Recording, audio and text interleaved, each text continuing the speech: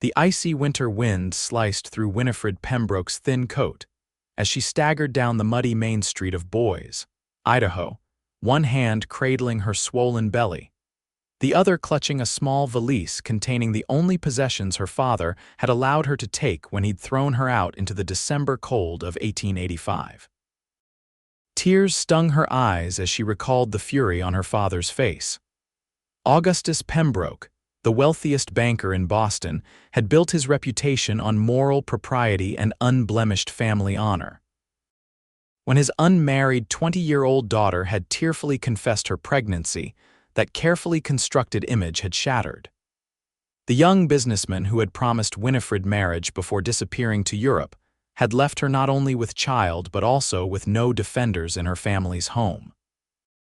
"You are no daughter of mine," her father had declared, his voice ice-cold in the cavernous study of their Beacon Hill mansion.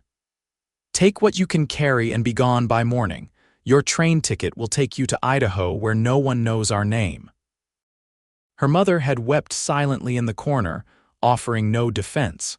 Her younger sisters had been forbidden to say goodbye. Only the elderly housekeeper had pressed a small pouch of coins into her hand and whispered, "God be with you, child."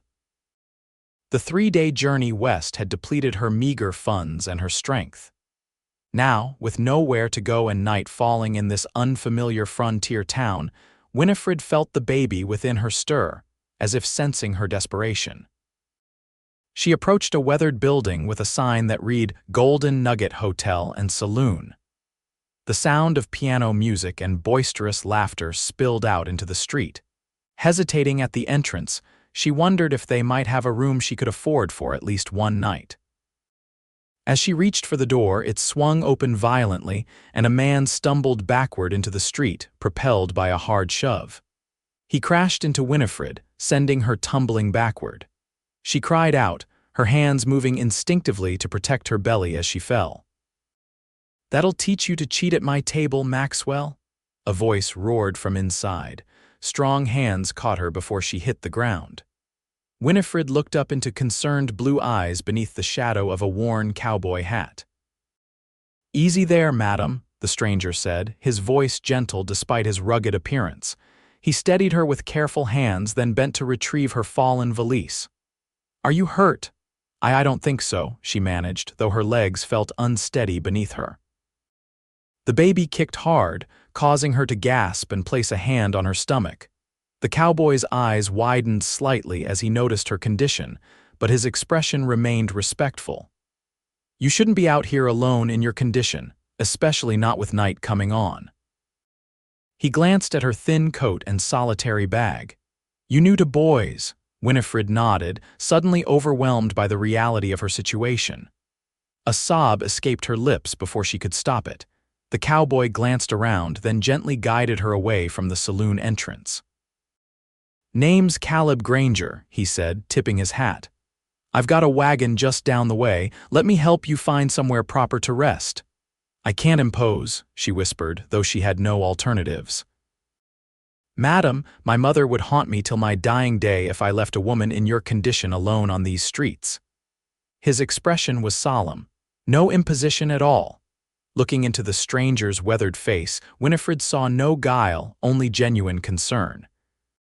With few options and the baby's weight pressing painfully on her back, she nodded gratefully. "Winifred Pembroke," she said, offering her name along with what remained of her dignity. "Miss Pembroke," he acknowledged with another tip of his hat.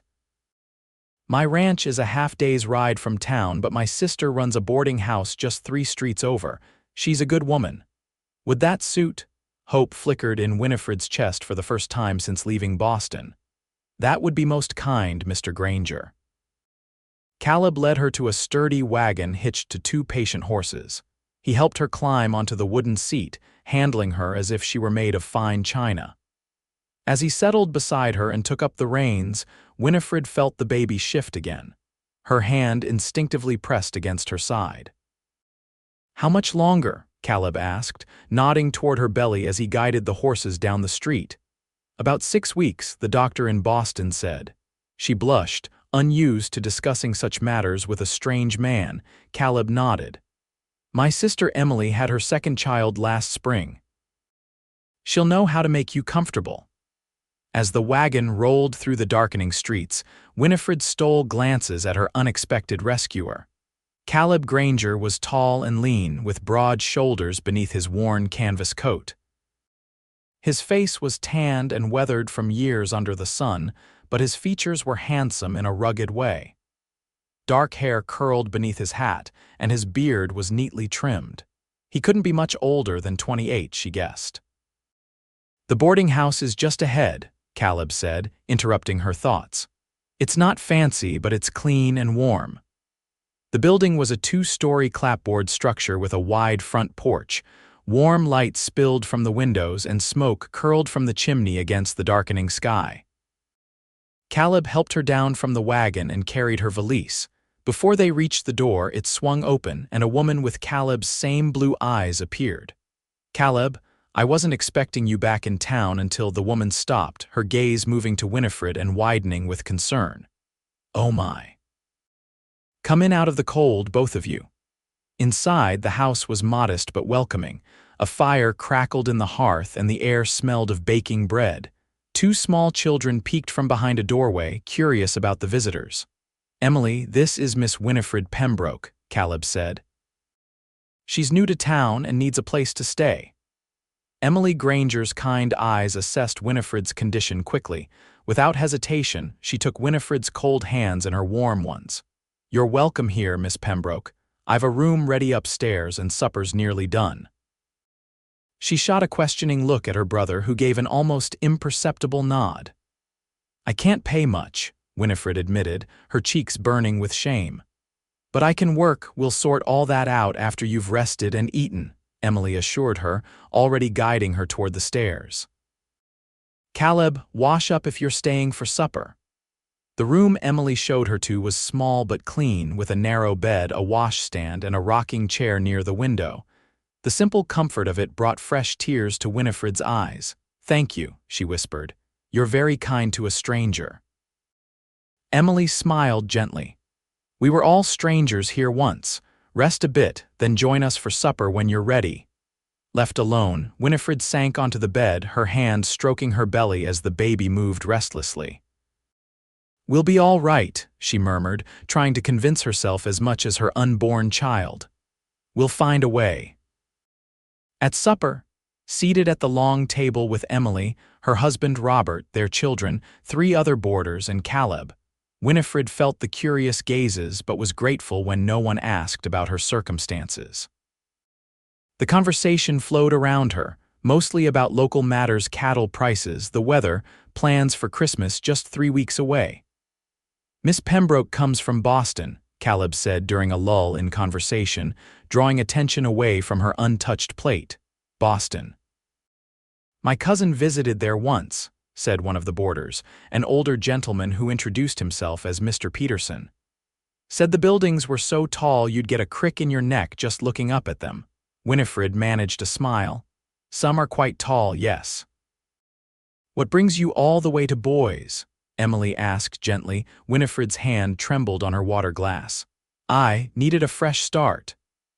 The simplicity of the statement hid the turmoil behind it, but no one pressed her further.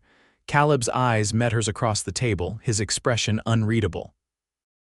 "Idaho's good for fresh starts," was all he said. Later, as the evening drew to a close, Caleb prepared to leave. Winifred found him on the porch, wrapping a scarf around his neck against the cold. "Mr. Granger," she said softly, "I wanted to thank you again." "I don't know what I would have done if no thanks needed, Miss Pembroke." He settled his hat on his head. "I'll be heading back to my ranch tomorrow, but I'll check in when I'm next in town. Your kindness to a stranger." Her voice wavered. "Out here, people look after each other. It's how we survive." His expression softened. "Emily will take good care of you, and if you need anything, just let her know. My ranch is half a day's ride northwest the Circle G." Winifred nodded, suddenly reluctant to see him go. There was something reassuring about Caleb Granger's steady presence. "Good night, Miss Pembroke. Rest well." With a tip of his hat, he descended the porch steps and disappeared into the darkness. That night, lying in the unfamiliar bed, Winifred placed both hands on her rounded belly. "We're a long way from Boston," she whispered to her child. "But perhaps we've found friends already." Over the next 2 weeks, Winifred settled into a routine at the boarding house. Emily refused to let her pay more than a token amount for her room and meals, insisting that Winifred save her money for the baby. In return, Winifred helped with light chores, mending, reading to Emily's children, and assisting with meal preparation when her swollen ankles allowed. She learned more about the Grangers through conversations with Emily. Their parents had come west in '49, drawn by the promise of gold. They'd found little fortune in mining but had built a respectable cattle ranch instead. After their deaths 5 years ago, Caleb had taken over the ranch while Emily had moved to town with her husband to open the boarding house. "Caleb works too hard," Emily confided one afternoon as they shelled peas at the kitchen table. "Ranch life is lonely, especially in winter. I keep telling him he needs to find himself a wife, but he's stubborn as an old mule." Winifred smiled despite herself. "He seems very dedicated to his work. Too dedicated." Emily gave her a thoughtful look. "He's a good man, my brother, the best I know, though don't tell him I said so." It would make his head swell. 3 days before Christmas, as snow fell heavily outside, Winifred was helping Emily bake pies when the kitchen door burst open. Caleb stomped snow from his boots, his cheeks red from the cold. "Didn't expect to see you until Christmas Day," Emily said, wiping flour from her hands. "Storm's getting worse. Thought I'd better come early." His eyes found Winifred and he nodded in greeting. "Miss Pembroke, you're looking well." She was not, in fact, feeling well at all. Her back ached constantly and her ankles were swollen despite Emily's herbal compresses. But she appreciated the courtesy. "Mr. Granger, welcome back to town." That evening, after supper, Winifred sat by the fire in the parlor, her fingers busy with the tiny gown she was sewing for her baby. The other boarders had retired early, and Emily was upstairs putting her children to bed. The creak of the floorboard announced Caleb's presence before she saw him. "May I join you?" he asked, gesturing to the chair opposite hers. "Of course." He sat down, stretching his long legs toward the fire. For a moment, they sat in comfortable silence, the only sounds the crackling of the fire and the whisper of her needle through fabric. "That's fine work," he commented, nodding toward her sewing. "Thank you. Your sister has been teaching me some stitches I didn't know." Winifred set the tiny gown aside. "Mr. Granger, I've never properly thanked you for your kindness that night. I was truly desperate." He looked uncomfortable with her gratitude. "Anyone would have done the same." "No," she said softly, "they wouldn't have." "I learned that lesson well on my journey west." His expression darkened. "People can be cruel and kind," she added, meeting his eyes. "I've discovered both." Caleb studied her for a long moment. "If you don't mind my asking, will the baby's father be joining you?" The question, though delicately phrased, made her flinch. "No, he's in Europe. He doesn't know." Understanding dawned in his eyes. "I see." "I doubt you do," Winifred said, a trace of bitterness in her voice. "I was a fool to trust his promises. My father made that abundantly clear before he cast me out. Your own father sent you away, in your condition." Caleb's voice held a note of disbelief tinged with anger. "The Pembrokes of Beacon Hill cannot abide scandal," she said, attempting lightness but failing. "An unmarried daughter with child would destroy his standing in Boston society. So he sent you 3,000 miles away to fend for yourself." Caleb's jaw tightened. "Begging your pardon, Miss Pembroke, but your father sounds like he values his reputation more than his own flesh and blood." The simple truth of it brought tears to her eyes. "Yes," she whispered. "He does." Caleb looked stricken at having upset her. "I'm sorry, I spoke out of turn." "No, you spoke the truth." She wiped her eyes with the corner of her sewing. "I've had weeks to accept it. My family is lost to me now, just as surely as if they had died." He leaned forward, his expression earnest. "Family isn't always blood, Miss Pembroke. Out here, we make our own families sometimes." The kindness in his words nearly undid her composure entirely. Before she could respond, a sharp pain gripped her abdomen. She gasped, doubling over. Caleb was on his feet in an instant. "What is it? What's wrong?" "I don't know," she managed through gritted teeth. "A pain, Emily," Caleb shouted, already moving to Winifred's side. Emily appeared at the top of the stairs, alarmed by her brother's shout. Seeing Winifred clutching her belly, she rushed down. "How long have you been having pains?" she asked, kneeling beside Winifred. "Just now." "It's the first." Another wave of pain cut off her words. Something warm and wet trickled down her legs, soaking her skirts. Emily and Caleb exchanged looks of alarm. "The baby's coming," Emily said, "and it's early." Fear gripped Winifred's heart. "It's too soon," she whispered. "The doctor said 6 more weeks." "Babies come when they're ready, not when doctors say they will," Emily said firmly. "Caleb, go fetch Mrs. Whitman from next door. She's midwifed half the babies in Boise." As Caleb rushed out into the snowy night, Emily helped Winifred upstairs to her room. The next hours passed in a blur of pain and fear for Winifred. Mrs. Whitman, a stout, no-nonsense woman with gentle hands, arrived quickly and took charge of the situation. Emily stayed by Winifred's side, holding her hand and wiping her brow as the labor progressed. Downstairs, Caleb paced the floor like a caged animal, wincing at each cry from above. The other boarders had been awakened by the commotion but kept a respectful distance, Mr. Peterson offering occasional words of reassurance. "First babies often take their time," the older man said. "My wife labored 20 hours with our first." Caleb's jaw tightened at a particularly anguished cry from upstairs. "She shouldn't be alone," he muttered. "Not like this." "She's not alone," Mr. Peterson reminded him. "She has your sister and Mrs. Whitman." But Caleb couldn't shake the feeling that Winifred Pembroke had been alone too much already. As dawn broke over the snow-covered town, a new cry pierced the air, the thin wail of a newborn. Caleb froze mid-pace, his eyes lifting to the ceiling. The baby's cries grew stronger, more insistent. A good sign. It was another hour before Emily appeared on the stairs, exhausted but smiling. "She's asking for you," she told her brother. "Me." Caleb looked startled. "Are you sure?" Emily nodded. "Go on, they're both doing well." Caleb climbed the stairs slowly, his heart pounding for reasons he couldn't quite name. He knocked softly on the door to Winifred's room. "Come in," her voice called, sounding tired but clear. He entered hesitantly. The room smelled of soap and blood and something else new life. Winifred sat propped against pillows in the bed, her face pale but radiant, her honey-colored hair loose around her shoulders. In her arms, wrapped in a blanket, was a tiny bundle. "Mr. Granger," she said, her voice soft with wonder. "I'd like you to meet my son." Caleb approached the bed, his hat in his hands. The baby was small, smaller than any newborn he'd seen, with a shock of dark hair and reddened skin. As he watched, the infant's eyes blinked open dark blue, like most newborns, but with a clarity that seemed to look right through him. "He's perfect," Caleb said, his voice rough with emotion. "Would you like to hold him?" Winifred asked. Before he could protest, she was lifting the tiny bundle toward him. Awkwardly, Caleb cradled the newborn, marveling at how something so small could feel so significant in his arms.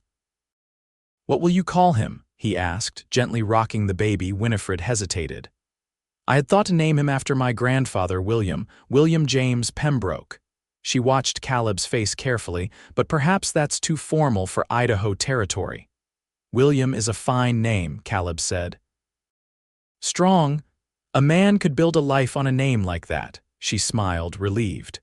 "William, then, though I think I'll call him Will." The baby squirmed in Caleb's arms, his tiny face scrunching up before releasing a surprisingly loud cry. Caleb quickly handed him back to his mother, who settled him against her breast. "I should let you rest," Caleb said, backing toward the door. "Mr. Granger," Winifred called as he reached for the handle. "Thank you for everything."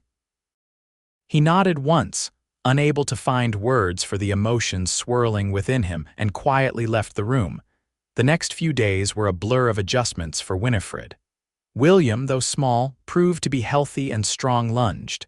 Emily and Mrs. Whitman showed her how to nurse, how to swaddle, how to recognize his different cries.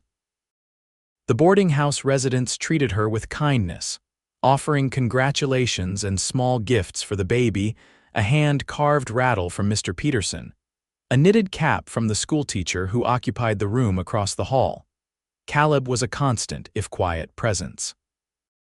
He brought firewood for her room, carried meals upstairs when she was too tired to come down. And once, when William would not stop crying in the middle of the night, he appeared at her door offering to walk the colicky infant so she could sleep for an hour. On Christmas Day, the boarding house was festive with pine boughs and ribbons.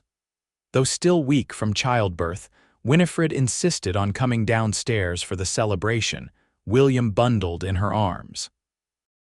Emily had prepared a feast, and even the snow that continued to fall couldn't dampen the cheer inside. After dinner, as the others sang carols around the piano in the parlor, Caleb approached Winifred where she sat in a rocking chair, William asleep against her shoulder.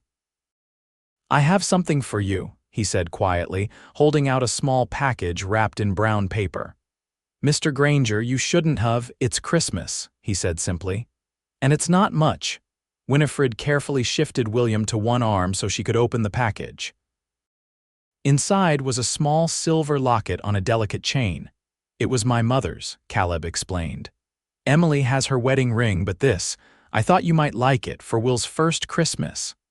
Touched beyond words, Winifred opened the locket. It was empty, waiting for a memory to preserve. "It's beautiful," she whispered. "But I can't accept something so personal, please," he interrupted. "I'd like you to have it." His cheeks reddened slightly. "Think of it as a welcome to Idaho."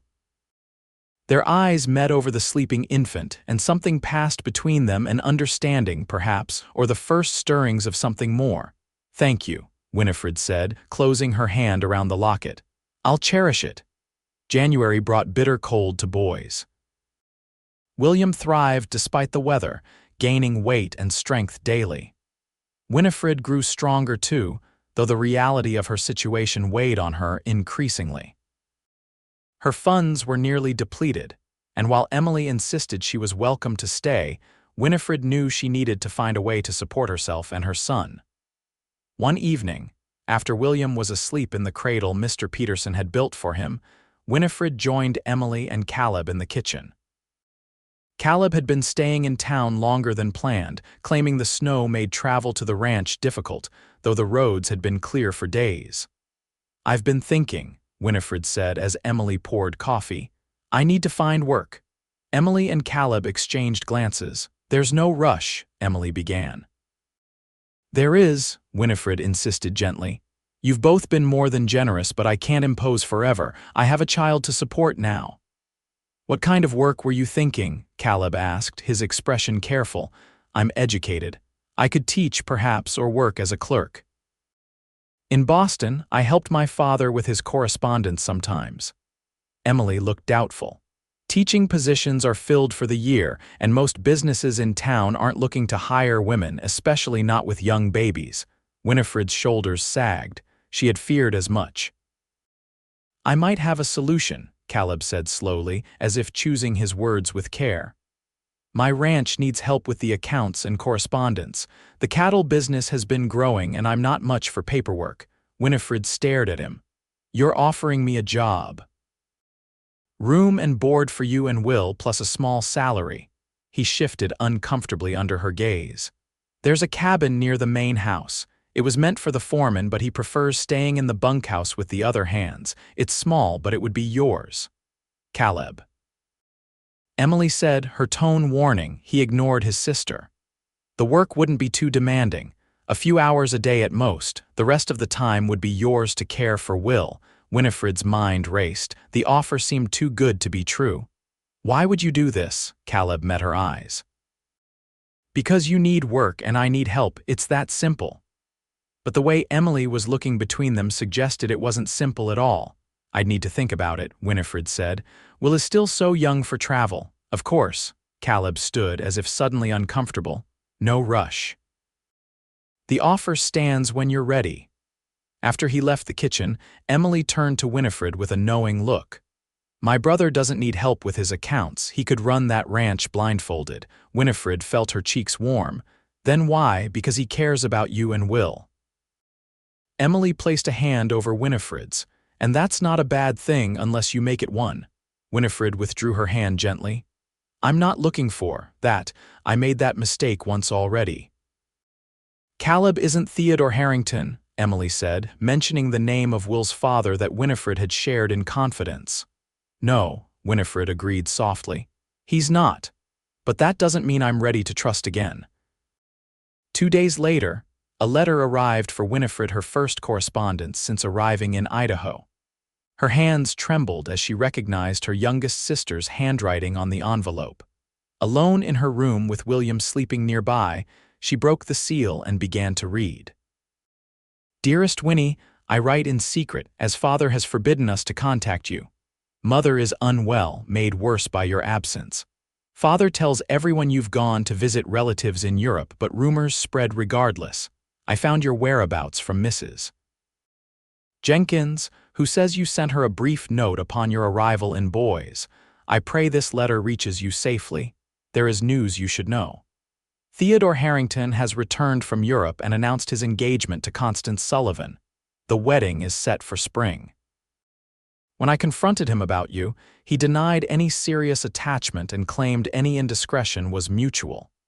Father has threatened legal action if he ever speaks your name again. Please write if you can. I miss you terribly and worry for you and the baby. Are you well? Do you have enough money? I've enclosed what little I could save from my allowance. With all my love, your sister. Adelaide. A small envelope fell from within the letter, containing $20, a fortune for a girl of 16 to have saved. Tears rolled down Winifred's cheeks, falling onto the paper. Theodore was to be married, living the life they had planned together, while she— A soft knock interrupted her thoughts. She hastily wiped her eyes. Come in. Caleb entered, removing his hat. Sorry to disturb you. I'm heading back to the ranch tomorrow. Weather's holding clear. He paused, noticing her red eyes and the letter in her hand. Bad news from home. News I expected, but it hurts all the same, she admitted, folding the letter. The baby's father is engaged to another woman. Caleb's expression hardened. He knows about Will? I doubt it. My family would never speak of the shame I've brought them. She glanced at her sleeping son. It's better this way. What kind of father would he be, a man who makes promises so easily broken? Caleb was quiet for a moment. Have you thought more about my offer? Winifred looked up at him, seeing the sincerity in his blue eyes. I have. When do we leave? The journey to Circle G Ranch took place 3 days later. Bundled against the January cold, Winifred held William close in the wagon as Caleb drove through snow-covered countryside. The baby slept contentedly, wrapped in layers of blankets and tucked inside Caleb's old bearskin coat that engulfed both mother and child. Not much farther now, Caleb said as they crested a hill in the late afternoon. You can just see the ranch buildings in that valley ahead. Winifred followed his pointing finger. In the distance, nestled between rolling hills and a stand of pine trees, stood a collection of buildings. Smoke curled from several chimneys, and even from this distance, she could make out cattle in the winter pastures. It's larger than I expected, she admitted. Caleb looked pleased. Started with just the main house and a barn, built the rest over the years. The cattle herd's nearly 500 head now. Pride colored his voice, and Winifred found herself smiling. You've accomplished a lot, Mr. Granger. Caleb, he corrected gently. If we're going to be living and working on the same property, Mr. Granger seems overly formal. Caleb, she agreed, though the familiarity felt strange on her tongue. And you must call me Winifred. Winifred, he repeated, as if testing the sound of it. A smile tugged at his lips. It suits you. As they approached the ranch, 2 riders came out to meet them. The men tipped their hats respectfully when they saw Winifred and the baby. Boys, this is Miss Pembroke and her son William, Caleb introduced them. They'll be staying in the foreman's cabin. Miss Pembroke will be helping with the ranch accounts. The men, introduced as Joe and Frank, nodded politely, though Winifred caught the curious glances they exchanged. The foreman's cabin proved to be a sturdy structure with 2 small rooms, a main living area with a stone fireplace, and a smaller bedroom. It was simply furnished but clean, with a rocking chair by the hearth, a table with 4 chairs, and a narrow bed in the bedroom. A cradle had been placed near the fireplace, newer looking than the other furniture. "Emily sent the cradle over yesterday," Caleb explained, seeing her notice it. "Said Will had outgrown the basket he was using at the boarding house." "It's perfect," Winifred said, deeply touched by the thoughtfulness. "The whole cabin is lovely." "It's not what you're used to, I expect," Caleb said, looking suddenly uncertain, "after Boston and all." Winifred thought of the Pembroke mansion on Beacon Hill with its marble fireplaces and crystal chandeliers. Then she looked at her son, peaceful in her arms, and the simple cabin that offered them safety and independence. "It's exactly what we need," she said firmly. The next weeks brought a new rhythm to Winifred's life. Each morning, she would care for William, then spend 2 or 3 hours working on the ranch accounts in a small office Caleb had set up for her in a corner of the main house. The work was straightforward, recording cattle sales, tracking expenses, writing correspondence to buyers and suppliers. Caleb's previous method of record-keeping had been haphazard at best, and Winifred took satisfaction in bringing order to the papers. In the afternoons, she would return to the cabin with William, tending to household tasks and preparing simple meals. Often, Caleb would stop by in the evenings, bringing extra firewood or sometimes a treat from the main house kitchen, freshly baked bread or preserves. These evening visits gradually lengthened. Caleb would sit by the fire, sometimes holding William while Winifred prepared tea. Their conversations ranged from ranch business to books they had read, childhood memories, and dreams for the future. Winifred found herself looking forward to these quiet hours when the baby was settled and the ranch work done.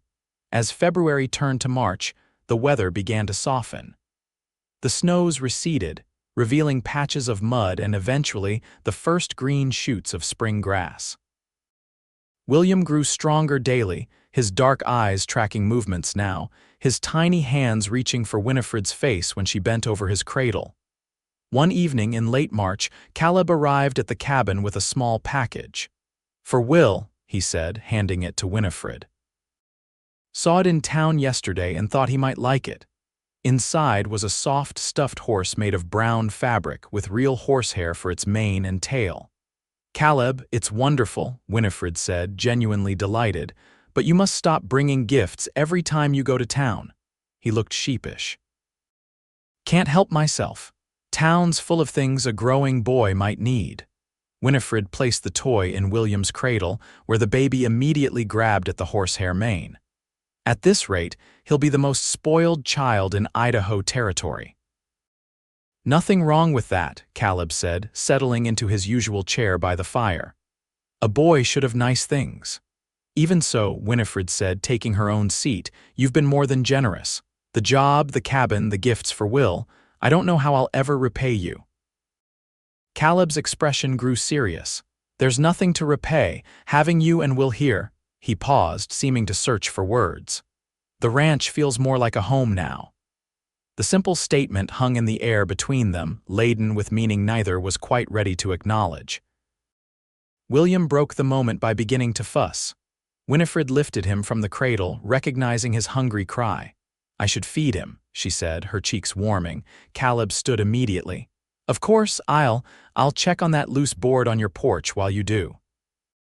His consideration for her privacy, so different from the entitled attitude of Boston society men like Theodore, touched Winifred deeply.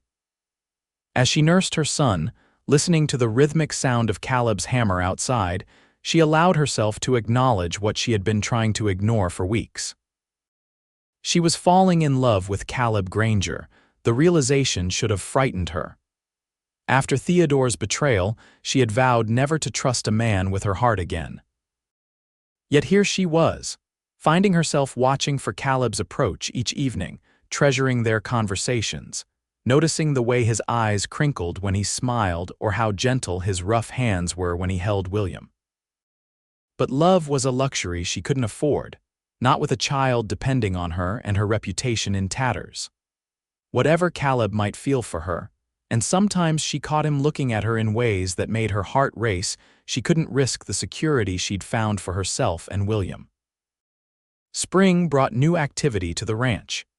Calves were born, fences needed mending after winter's damage, and preparations began for the summer cattle drive. Caleb was often away from dawn until dusk, working alongside his men in the fields and pastures. Winifred found herself busier as well. The ranch accounts grew more complex with the season's activities, and William, now nearly 4 months old, demanded more attention as he became more aware of his surroundings. Yet she missed the quiet evening conversations with Caleb, which had become less frequent as his workdays lengthened. In early May, a letter arrived from Emily. After news of her children and the boarding house, she wrote, "Caleb seems happier in his letters than I've seen him in years. I think you and Will have been good for him. He's been alone too long, Winifred.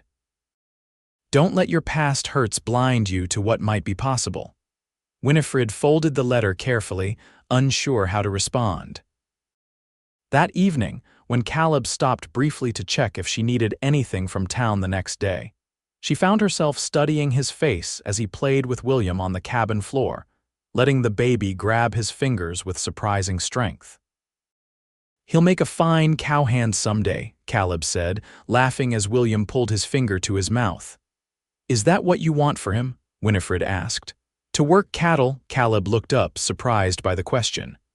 "I reckon that's for you to decide, being his mother. But there are worse lives than ranching." He tickled William's belly, eliciting a gurgle of delight. Course, he might take after his mama instead, smart as a whip with numbers and words, could be a lawyer or a banker. The casual way he spoke of William's future, as if the boy's options were limitless despite the circumstances of his birth, warmed Winifred's heart. In Boston, illegitimate children carried their status like a permanent stain. Here, it seemed, a boy might be judged by his own merits. "What did you want to be when you were a boy?" she asked. Caleb sat back on his heels, considering. "Always wanted to ranch like my pa, though for a spell when I was about 12 I had notions of being a Pony Express rider." He grinned. "Thought it'd be grand to ride fast horses and carry important messages across the country." "Why didn't you?" "Service ended before I was old enough. Just as well. Ranch life suits me better. I like building something lasting." He glanced around the cabin, then back at her. "What about you?" "What did little Winifred Pembroke dream of becoming?" She smiled at the thought. "I wanted to be a teacher, actually. I loved books and learning." "You'd make a fine teacher," Caleb said. "Still could someday." "Perhaps," she agreed, though the possibility seemed remote. "For now, I'm content with teaching Will." Caleb rose, dusting off his trousers. "Speaking of teaching, the spring roundup starts next week. We'll be moving cattle to summer pastures. Thought you and Will might like to ride along for a day." "Not the whole drive, that's no place for a baby, but maybe the first day. There's a nice spot by the river where you could watch for a while. Might make a pleasant outing." The invitation surprised her. "I haven't ridden since coming west." "I've got a gentle mare that would suit you, and we could rig a sling for Will so you could carry him safely." Seeing her hesitation, he added, "Only if you'd like, of course." Winifred found herself nodding. "I think we would enjoy that very much." The day of the cattle drive dawned clear and mild. Caleb arrived at the cabin early, leading a placid brown mare with a custom-made leather sling attached to the saddle. "Tested it with a sack of flour about Will's weight," he explained as he showed her how the sling would secure William to her while still allowing her to control the horse. "It's safe as houses." Winifred dressed William in his warmest clothes and a tiny hat that Emily had knitted. The baby watched with wide eyes as Caleb helped them both onto the horse, adjusting the sling until William was snug against Winifred's chest. "Remember, just pull back gently on the reins to slow or stop," Caleb instructed. "Daisy here is so gentle she practically reads your mind. You'll do fine." The cattle drive itself was a spectacle unlike anything Winifred had seen. Nearly 400 cattle moved across the landscape, guided by a dozen cowboys on horseback. Dust rose in clouds, and the air was filled with the lowing of cattle and the occasional shout from the men. Caleb rode close to Winifred and William, pointing out features of interest and explaining the process. His pride in the operation was evident in every word, and Winifred found herself seeing the ranch through new eyes, not just as her employer's property, but as a thriving enterprise that supported dozens of families and represented years of hard work and vision. By midday, they reached the spot Caleb had mentioned, a grassy meadow beside a clear running stream. While the cattle continued their journey to the summer pastures under the foreman's supervision, Caleb helped Winifred and William dismount.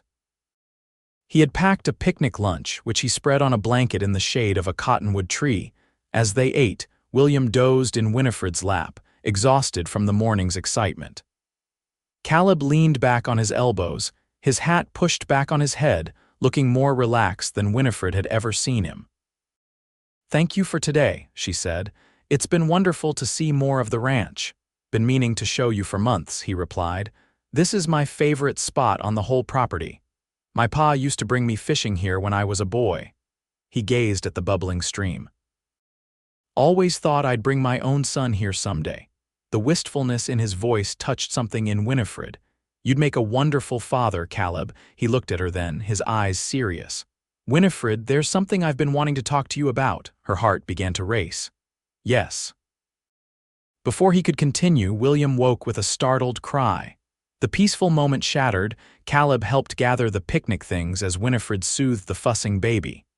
"We should head back," he said, his earlier openness replaced by a familiar reserve.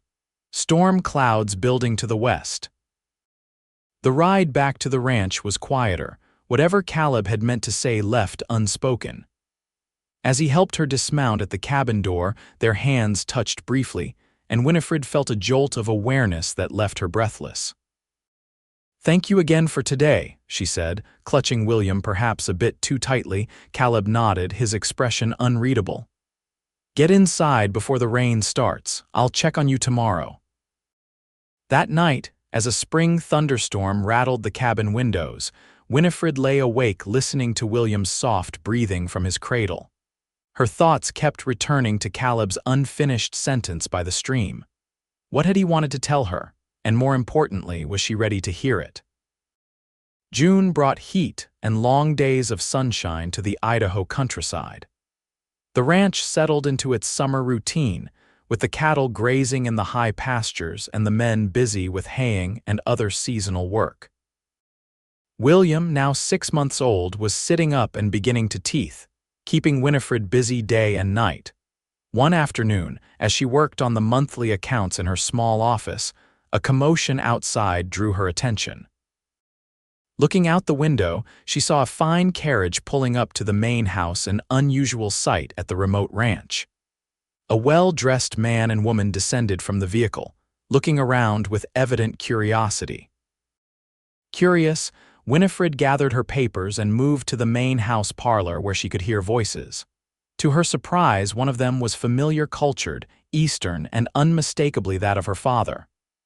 Assured the property was significant, but I must say, Mr. Granger, it exceeds expectations. Augustus Pembroke's voice carried clearly. My bank would be interested in discussing expansion financing, should you be amenable. Winifred froze in the doorway, papers clutched to her chest. Her father stood in the center of the parlor, impeccably dressed in a suit that spoke of Boston wealth. Beside him was her mother, Elizabeth Pembroke, looking pale and uncomfortable in her traveling clothes. Facing them, his back to Winifred, was Caleb. Mr. Pembroke, Caleb was saying, his voice controlled but cool. While I appreciate your interest in my operation, I find myself curious about the timing of your visit. Augustus Pembroke's expression remained pleasant, though his eyes were sharp. Banking is about relationships, Mr. Granger. I'm merely exploring potential opportunities in the Western Territories. Your ranch was specifically mentioned as a model operation by my associates in Boise. Indeed. Caleb's posture was tense. And does your banking exploration typically include bringing your wife on such remote journeys? Elizabeth Pembroke's eyes suddenly lifted past Caleb, widening as they landed on Winifred. "Winifred," she breathed, taking a half-step forward before her husband's hand on her arm stopped her. Caleb turned, his expression softening as he saw Winifred in the doorway. "Ah, perfect timing. Mr. and Mrs. Pembroke, I believe you know my ranch accountant, Miss Pembroke." The silence that followed was deafening. Augustus Pembroke's face flushed dark red while Elizabeth's eyes filled with tears. "What is the meaning of this?" Augustus demanded, his voice tight with anger. "You deliberately misled us, Granger." "I did nothing of the sort," Caleb replied calmly. "I merely accepted your request to visit my ranch. You failed to mention your connection to my employee." Winifred found her voice at last. "Father, Mother, this is unexpected." Elizabeth moved toward her, breaking free of her husband's restraining hand. "Winifred, my darling girl. We've been so worried." Augustus's expression was thunderous. "Elizabeth, return to the carriage. We're leaving." "No." The word was quiet but firm. Elizabeth Pembroke turned to her husband, her gentle face showing uncharacteristic resolve. "I have not seen my daughter in 6 months. I will not leave without speaking to her." Winifred's heart pounded in her chest. Never had she seen her mother defy her father so openly. Caleb cleared his throat. "Perhaps you'd all be more comfortable in my study, more private." He gestured toward a door off the parlor. "I'll have coffee brought in." Augustus looked as if he might refuse, but Elizabeth was already moving toward Winifred, reaching for her hands. "Please, Augustus, just hear her out." The study was a masculine space, with leather chairs and bookshelves lining the walls. Caleb excused himself after showing them in, closing the door to give them privacy. "How did you find me?" Winifred asked once they were alone. "Adelaide confessed to corresponding with you," her father said stiffly, "after your mother became ill with worry." Elizabeth squeezed Winifred's hands. "I never believed you went to Europe. I knew something was terribly wrong." Her eyes searched Winifred's face. "The baby, a boy, William." Winifred couldn't keep the pride from her voice. "He's healthy and strong." "Thank God," Elizabeth whispered. "May I see him?" Before Winifred could answer, Augustus interrupted. "This is precisely why we came, Winifred, to bring you and the child home." Winifred stared at her father in disbelief. "Home? You cast me out, said I was no longer your daughter." "I was angry," he admitted, though his tone remained stiff. "And concerned for the family's reputation. But your mother has been inconsolable, and there have been developments. Theodore Harrington's engagement has been called off," Elizabeth explained gently. "There was a scandal. He was caught in a compromising position with another young woman." "How convenient for his fiancée to discover his true character before marriage," Winifred said bitterly. "I wasn't so fortunate." Augustus cleared his throat. "The point is, the Harrington reputation is now the one in tatters. Your situation, by comparison, seems less significant to Boston society now." Winifred felt a hollow laugh building in her chest. "So I'm to be welcomed back because someone else's scandal overshadows mine? How generous." "Winifred, please," her mother pleaded. "We want to make amends. Your father has secured a small house for you in Cambridge. You and the baby could live there quietly. We would provide for you both." "And what of William's future? Would he be acknowledged as a Pembroke?" Augustus shifted uncomfortably. "In time, perhaps. These things must be handled delicately." Winifred looked between her parents, her mother's hopeful face, her father's careful calculation. 6 months ago, this offer would have seemed like salvation. Now it felt like a prison. "No," she said quietly, "I won't be returning to Boston." "Don't be hasty," her father began. "I'm not being hasty. I've built a life here, a good life. William and I are safe and secure. I have work that uses my mind and people who value us for who we are, not what scandal we might bring to their doorstep." Elizabeth's eyes filled with tears again. "But we're your family." Winifred softened. "Yes, you are, and you're welcome to visit us here, to be part of William's life, but Boston is no longer my home." Augustus stood abruptly. "This is absurd. I won't leave my daughter and grandson in this wilderness. and certainly not under the roof of a man like Granger. A man like Granger, Winifred's voice sharpened. You mean a man who showed kindness to a stranger in need, who offered honest work and respect when my own father turned his back.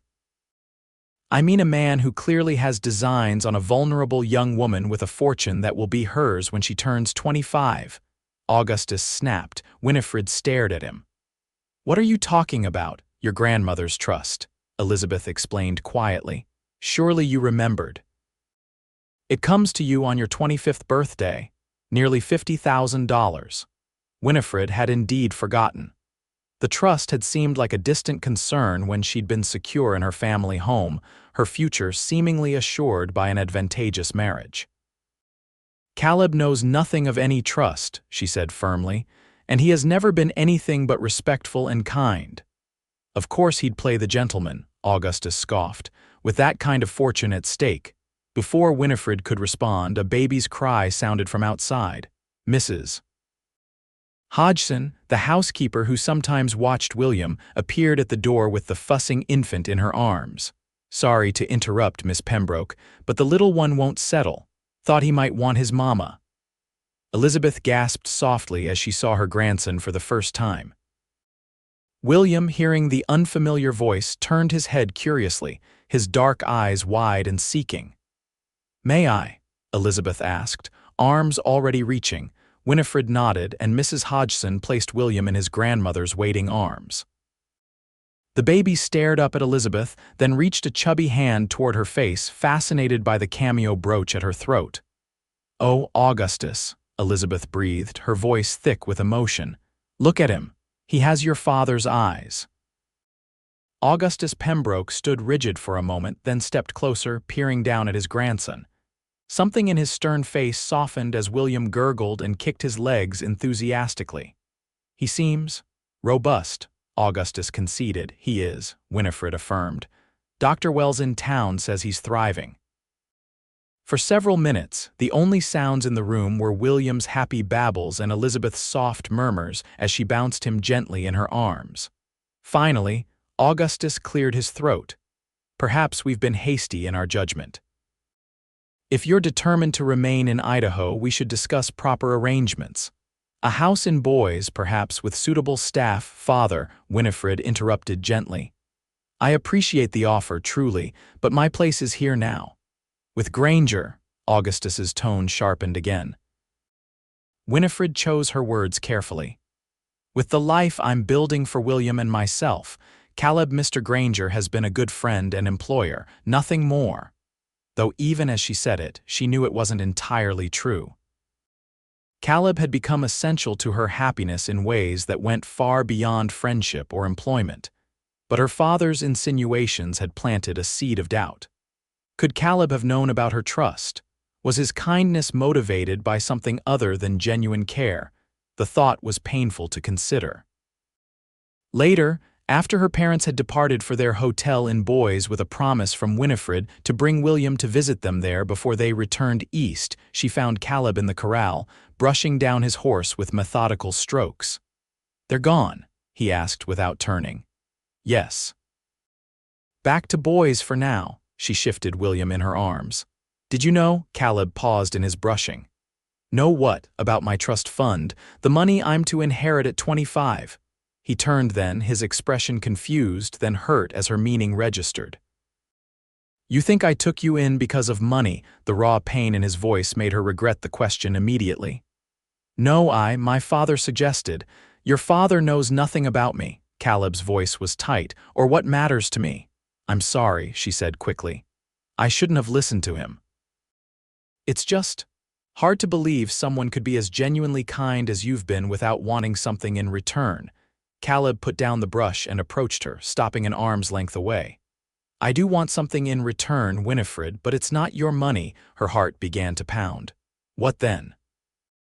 He gestured around them at the ranch bathed in the golden light of the setting sun. I built all this from almost nothing, worked my fingers bloody, went without sleep, risked everything, and when it was done, I had land and cattle and men who respected me. His eyes found hers, intense and honest. But it wasn't a home until you and Will came. Winifred clutched William closer, her throat tight with emotion. "I want a family," Caleb continued, his voice softening.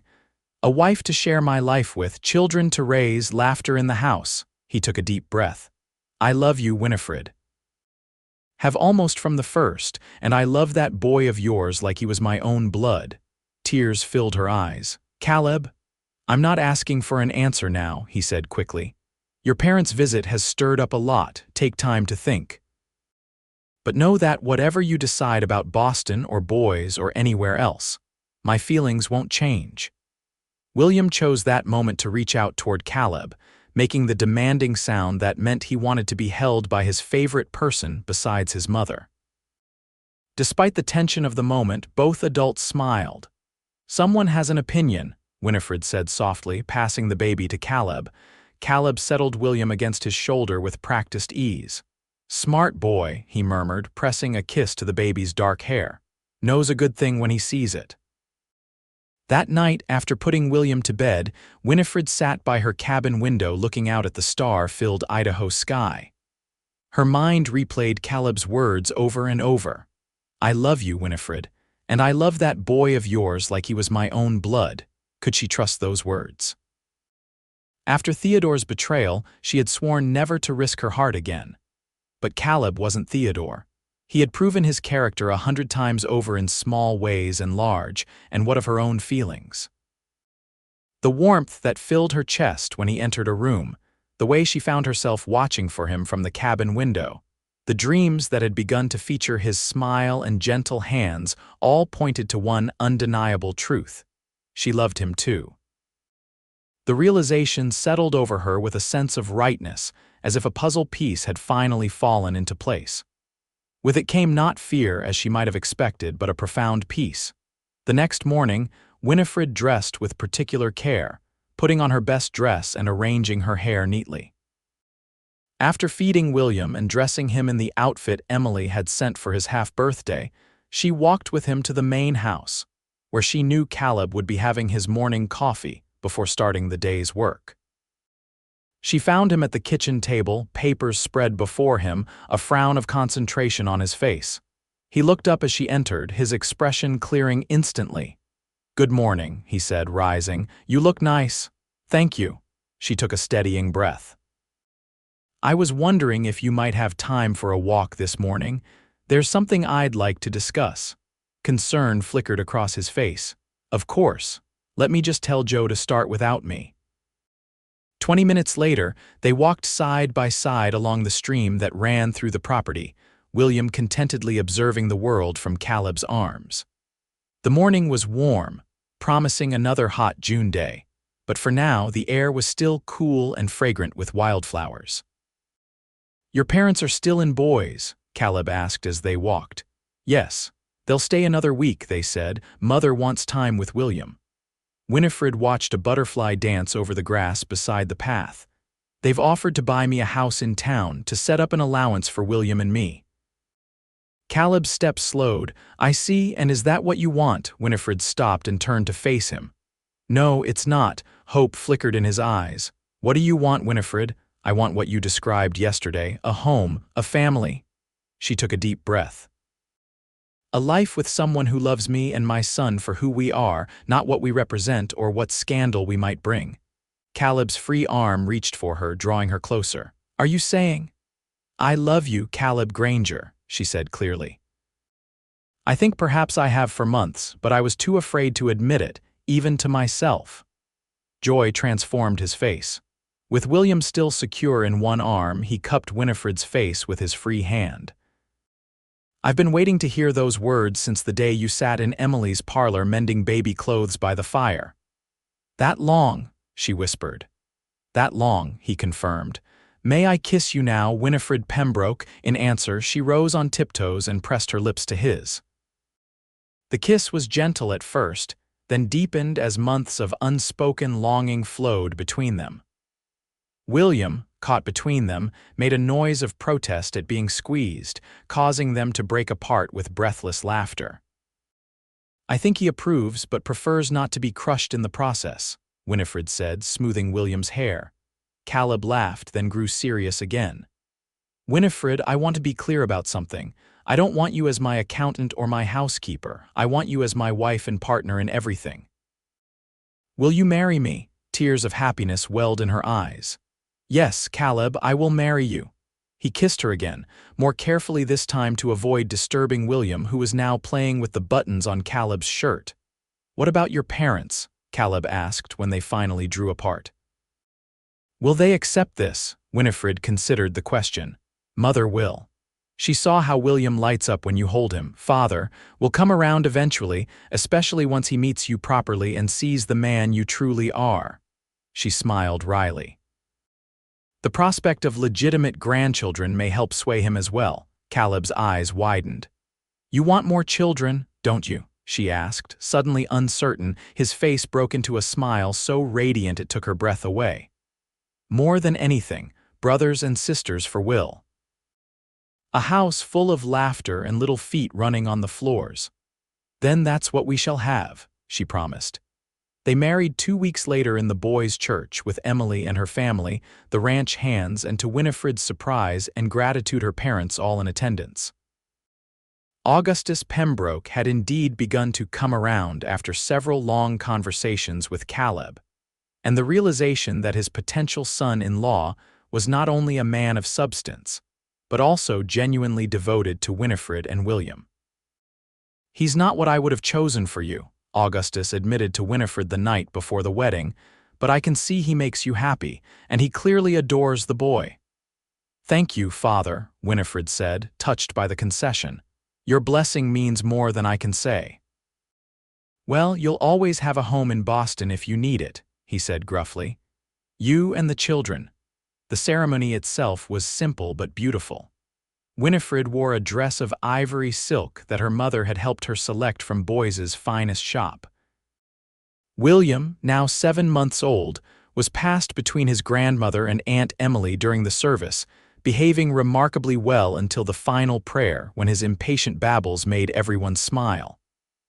I now pronounce you man and wife, the minister said at last. Mr. Granger, you may kiss your bride.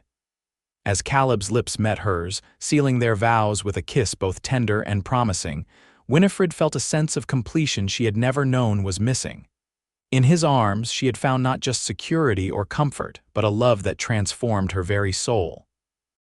That night, after the celebration at the ranch had wound down and the guests had departed or settled into the various rooms and cabins prepared for them, Caleb carried Winifred across the threshold of the main house, their house now, all 3 of them. William was already asleep in the nursery that had once been a spare bedroom, freshly painted and furnished with a proper crib, rocking chair, and all the comforts Emily had insisted a baby needed. The house itself seemed to welcome them, the familiar spaces now charged with new meaning and possibility. In their bedroom, with moonlight spilling through the curtains, Caleb drew Winifred into his arms. Happy, Mrs. Granger? He asked, his voice husky.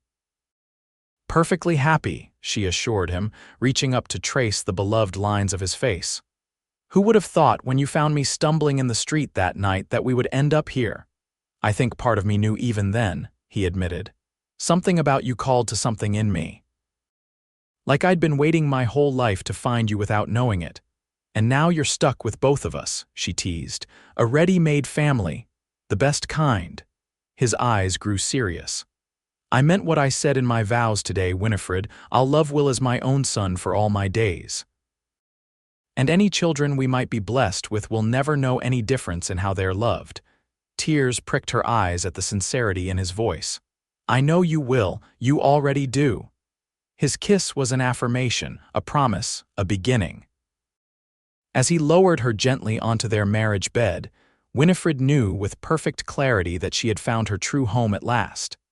Epilogue: 5 years later, the summer sun beat down on the Circle G ranch, now nearly double the size it had been when Winifred had first arrived. New barns, expanded pastures, and a completely renovated main house stood as testament to the prosperity the past 5 years had brought. Winifred sat on the wide front porch, a ledger open on her lap, though her attention was focused on the scene before her rather than the columns of figures. In the yard, Caleb was teaching 6-year-old William to rope, using a wooden post as their target. The boy's face was a study in concentration as he tried to copy his father's fluid movements. "Remember, Will, it's all in the wrist," Caleb instructed patiently. "That's it now, let it fly." The small lasso sailed through the air and landed neatly over the post. William let out a whoop of triumph. "Did you see, Mama? I did it." "I saw," Winifred called back, smiling at her son's excitement. "Wonderful job." 3-year-old Emma Rose came running around the corner of the house, her dark braids flying behind her. My turn to throw the rope," Caleb laughed, sweeping his daughter into his arms. "You're still a mite small for roping, Princess, but you can help me show Will how to coil it properly." Emma pouted but accepted the compromise, her father wrapped firmly around her little finger as always. At Caleb's feet, 18-month-old James toddled after a butterfly, blissfully unconcerned with roping lessons. Winifred's hand rested on her rounded belly, where their fourth child, a girl, she was certain had been making her presence known with enthusiastic kicks for the past hour. Dr. Wells estimated another 6 weeks before her arrival, though Winifred suspected it might be sooner, given how low the baby had already settled. As she watched her family in the yard, a cloud of dust appeared on the horizon, a rider approaching at a steady pace. When the figure drew closer, Winifred recognized her father's straight-backed posture even at a distance. Augustus Pembroke had surprised them all by developing a deep affection for ranch life. After Elizabeth's passing 2 years prior, a peaceful death in her sleep that had devastated them all, Augustus had found comfort in regular visits to Idaho.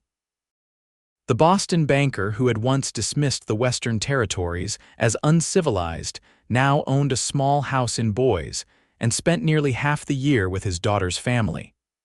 "Grandpapa!" William spotted the rider and broke away from his lesson, running toward the approaching horse. Augustus dismounted with the ease of a man 20 years younger and caught his grandson in a one-armed hug. "There's my boy. Have you been practicing those figures I showed you?" "Yes, sir, and Papa's teaching me to rope today." William grabbed his grandfather's hand, pulling him toward the house. "Come see." Winifred rose to greet her father, accepting his kiss on her cheek and his concerned admonition to get off her feet in her condition. The relationship between them had healed slowly over the years, cemented by their shared love for her children and, somewhat unexpectedly, by a genuine respect that had developed between Augustus and Caleb. "You're looking well, daughter," Augustus said, his eyes softening as they always did when he looked at her now. "Though I still say you should have help in the house with another baby coming. Mrs. Patterson comes 3 days a week, father," Winifred reminded him. And Caleb hired 2 more hands so he could spend more time at the house. Augustus harumphed, but didn't press the issue. Instead, he turned his attention to James, who had abandoned the butterfly chase and was now clutching his grandfather's trouser leg. "And how's my littlest cowboy today?" he asked, bending to lift the toddler. "I brought something," Augustus said, reaching into his saddlebag. "The latest Harper's Weekly and a letter from Adelaide. She sends her love and says she'll visit next spring after the baby is born." "Wonderful," Winifred said, genuinely pleased. Her younger sister had grown into a confident young woman who now managed many of their father's charitable endeavors in Boston. "And thank you for the magazine. It's always nice to have news from back east." "East is just a place," Augustus said, surprising her. "This is where the heart of the family beats now." Later that evening, with the children finally asleep and Augustus settled in the guest room he now considered his own, Winifred and Caleb sat together on the porch swing, her head resting on his shoulder as they enjoyed the cool night air. "Did I tell you Johnson offered to buy the southeast pasture again?" Caleb asked, his fingers idly playing with a strand of her hair. "What did you tell him?" "Same as always, not interested. That land's for the children when they're grown. Each of them will have their own piece of the Circle G if they want it." Winifred smiled in the darkness. Caleb's determination to provide for their children's future was one of the many reasons she loved him so deeply. Will was asking me today if he could go on the fall cattle drive, she mentioned. Caleb's chest rumbled with a chuckle. Did he now? And what did you say? That he'd have to ask his father, of course, but that I thought 7 might be a bit young for 3 weeks on the trail. Maybe next year, Caleb mused. For a few days, at least, he's a good rider already. The baby kicked vigorously, and Winifred guided Caleb's hand to the spot, his palm spread wide over her belly, warm and protective. She's strong, he said, wonder still evident in his voice even after 3 previous pregnancies. Like her mama. Winifred turned her face up for his kiss, which he readily provided. After 6 years of marriage, his touch still sent warmth spreading through her entire body. Did you ever imagine this, she asked softly, that night when you found me outside the saloon, this life we've built? Not in my wildest dreams, he admitted. I just knew I couldn't leave you there alone. My hero, she teased gently. Hardly that, he demurred. Just a man lucky enough to recognize a treasure when he saw one. As the stars wheeled overhead and the ranch settled into nighttime stillness around them, Winifred reflected on the journey that had brought her here. From the pampered daughter of Boston society to an unwed mother cast out in disgrace, to the beloved wife of Caleb Granger and mother to their growing brood, each step, even the painful ones, had been necessary to reach this perfect moment. I love you, Caleb, she whispered against his chest. And I love you, Winifred Granger, he replied, his arms tightening around her. Now and always. In the room they had made their home, surrounded by the life they had built together, they sat in peaceful silence as the Idaho night deepened around them, secure in the knowledge that what they had found in each other was worth more than all the wealth in Boston or all the gold in the Western Territories. They had found love genuine, enduring, and complete, and there was no greater fortune on earth.